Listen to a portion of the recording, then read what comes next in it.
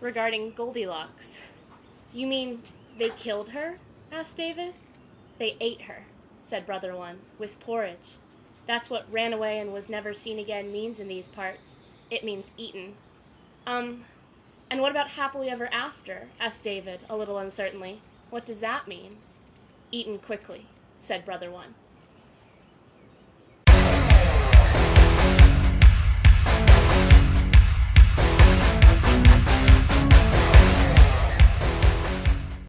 So most people know that I have quite a thing for fairy tales. I rock the Brothers Grimm. I like it the old school way with the iron shoes and people getting burned to death and toes lopped off for Cinderella and all that good stuff. I love fairy tales.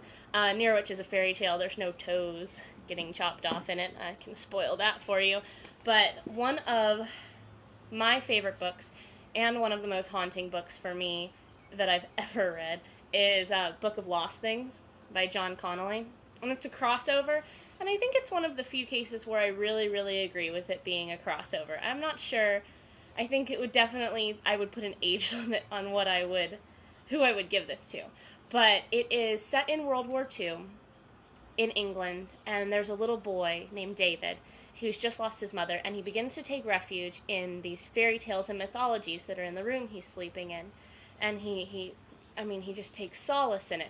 But soon enough, the books on his walls begin to whisper to him. And, stop right there, because, books whispering it makes me happy. It's one of the many, many things in this book that I wish I had written, and yet I'm so disturbed by this book that it makes me wonder a little bit about my own psychology. If I, wish that I had come up with all of the really terrifying moments in this book.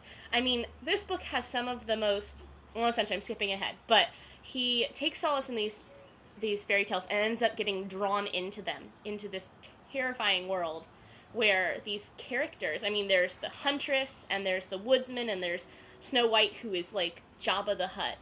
She's on crack. She's terrifying. And then there's this villain called the Crooked Man, and the Crooked Man is one of the most, I can't even describe him, I couldn't even read you a passage. I am so horribly disturbed by the Crooked Man, and I love it.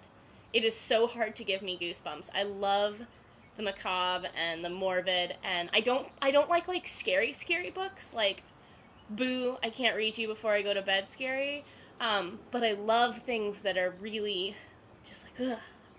So, there's the Crooked Man. One of my favorite and most vivid characters in this book is the huntress, who, get this, hunts animals and people, and then literally creates hybrids by hacking them apart and putting them back together in the interest of creating more interesting prey.